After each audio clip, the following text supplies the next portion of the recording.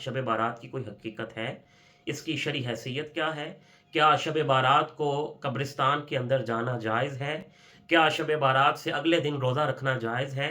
और क्या शब बारात की रात को जागना, इबादत करना, नवाफ़िल अदा करना, इन सारी इबादात और इस सारे अमल का कोई शरई हैसियत है? शब बारात वाले दिन आतिशबाज़ी करना, पटाखे चलाना और इस बिस्मिल्लाहिर्रहमानिर्रहीम, अस्सलामु अलैकुम वरहमतुल्लाह। आज की इस वीडियो के अंदर हम बात करेंगे शब बारात के मुतल्लिक मुख्तलिफ सवालात पर जो आजकल सोशल मीडिया की ज़ीनत बने हुए हैं, और शब बारात की हकीकत पर सवाल किया जाता है कि क्या शब बारात की कोई हकीकत है? इसकी शरई हैसियत क्या है? क्या शब बारात को कब्रिस्तान के अंदर जाना जायज़ है? क्या शब बारात से अगले दिन रोज़ा रखना जायज़ है? और क्या शब बारात की रात को जागना, इबादत करना, नवाफ़िल अदा करना, इन सारी इबादात और इस सारे अमल का कोई शरई हैसियत है या नहीं है? इसके बारे में मुख्तलिफ सवालात किए जाते हैं, और इसके साथ साथ बहुत सी ऐसी चीज़ें जिसके अंदर शब बारात को ईद कहना, शब बारात वाले दिन आतिशबाज़ी करना, पटाखे चलाना और इस तरह की दीगर जो काम किए जाते हैं, उसके बारे में इस्लाम हमें क्या तालीम देता है, इस पर आज हम इंशाअल्लाह ताला गुफ्तगू करेंगे। सबसे पहला सवाल कि शब बारात की हकीकत क्या है और इस रात को कब्रिस्तान जाना जायज़ है या नाजायज़ है? अगर हम इमाम तिरमिज़ी को देखें, शोबुल इमाम, इमाम बहकी को देखें, इमाम अहमद बिन हम्बल और इसी तरह इब्ने माजा और दीगर सियासता की कुतब के अंदर ये हदीस मुबारका तवातुर के साथ आई है कि जिसमें उम्मुल मोमिनीन हज़रत आयशा सिद्दीक़ा रदियल्लाहु ताला अन्हा रिवायत फरमाती हैं कि आका अलैहिस्सलातु वस्सलाम निस्फ़ शब शाबान को आप मेरे घर तशरीफ़ लाना था, लेकिन मैंने देखा कि आप बिस्तर पर मौजूद नहीं हैं। मुझे गुमान हुआ कि कहीं आका अलैहिस्सलातु वस्सलाम किसी और ज़ौजा मुतहरा के घर तशरीफ़ ले गए हैं। जब मैं बाहर निकली तो मैंने देखा कि आका अलैहिस्सलातु वस्सलाम जन्नतुल बकी के अंदर मौजूद हैं और वहाँ पर दुआ और मुनाजात के अंदर मसरूफ़ हैं। मैंने आका अलैहिस्सलातु वस्सलाम से अर्ज़ की, या रसूलल्लाह सल्लल्लाहु अलैहि वसल्लम, आप इस वक्त जन्नतुल बकी के अंदर क्यों मौजूद हैं? तो आका अलैहिस्सलातु वस्सलाम ने इरशाद फरमाया, ए आयशा, क्या तुम्हें मालूम है आज शाबान की 15वीं शब है और इस रात अल्लाह रब्बुल इज़्ज़त आसमान दुनिया पर जलवा अफरोज़ होता है और कबीला बनु कल्ब की बकरियों के बालों से ज़्यादा, एक हदीस के अंदर ज़्यादा और एक में बराबर का लफ्ज़ आया कि अल्लाह रब्बुल इज़्ज़त उसके बराबर अपने मेरी उम्मत के गुनाहगार बंदों की बख्शिश फरमा देता है।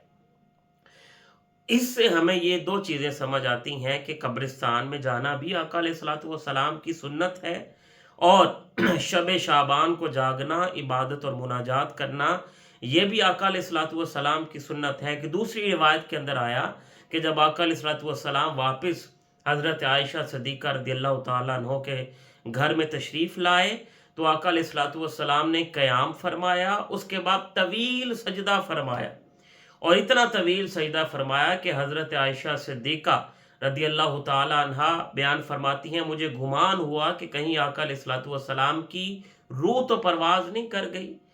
तो इससे ये चीज़ साबित होती है कि 15 शाबान की शब को जागना, इबादत करना और कब्रिस्तान जाना, ये आका अलैहिस्सलातु वस्सलाम की सुन्नत मुतहरा है। अब यहाँ पर एतराज़ ये किया जाता है कि ये टोलियों की शक्ल के अंदर जाना, वहाँ पर जाकर दिए जलाना, वहाँ पर जाकर फूल फेंकना और ये सारी चीज़ें खराफात के अंदर आती हैं और इसका इस्लाम से कोई ताल्लुक़ नहीं। अब यहाँ पर एक चीज़ काबिल ज़िक्र है कि अगर किसी भी अमल के अंदर ख़राबी पैदा हो जाए तो हम उस ख़राबी को तो गलत कह सकते हैं, लेकिन उस पूरे अमल को कभी भी हम गलत नहीं कह सकते। अगर ये टोलियों की शक्ल के अंदर जाना या वहाँ पर जाकर किसी भी और मशगले के अंदर मशगूल होना, वो इस्लाम के ख़िलाफ़ हो सकता है, लेकिन उसकी आड़ के अंदर हम ये कह दें कि कब्रिस्तान जाना ही मना है, तो ये गलत होगा। अब यहाँ पर आगे अगर हम चलें तो इस रात को ईद कहना कैसा है, और इस रात के अंदर पटाखे चलाना, आतिशबाजी करना ये कैसा है। अब आतिशबाजी करना, पटाखे चलाना और इस तरह के काम करना, इसकी बिल्कुल मुमानियत है। दीन इस्लाम के अंदर इसका कोई तसव्वुर नहीं, और इस रात को ईद की तरह मनाना, इसका भी कोई तसव्वुर दीन इस्लाम के अंदर नहीं मिलता। अब इस दिन, इस रात या गुजारा कैसे जाए। इस रात को ऐसे गुजारा जाए कि इस रात को आका अलैहिस्सलाम के मामूल के मुताबिक शब्बेदारी की जाए और सलातु तस्बीह अदा की जाए, नवाफिल अदा किए जाएं, तस्बीह व तहलील की जाए, कुरान पाक की तिलावत की जाए और अल्लाह की बारगाह में इस्तिग़फ़ार किया जाए, ताकि हम भी उन लोगों की सफ़ में शामिल हो जाएं कि जिनको अल्लाह रब्बुल इज़्ज़त कबीला बनु कल्ब की बकरियों के बालों के बराबर जहन्नम की आग से आज़ादी की खुशखबरी सुनाता है। शब बारात के जब अल्लाह रब्बुल इज़्ज़त की रहमत और बख्शिश अपने उरूज पर होती है और अल्लाह रब्बुल इज़्ज़त की ज़ात पुकार पुकार कर अपने बंदों से फरमा रही होती है कि है कोई बख्शिश का तलबगार तो मैं उसे बख्श दूँ। लेकिन इस रात भी अल्लाह रब्बुल इज़्ज़त 4 ऐसे बंदों की बख्शिश नहीं फरमाता जिनकी निशानदही हमें अहदीस मुबारका में मिलती है।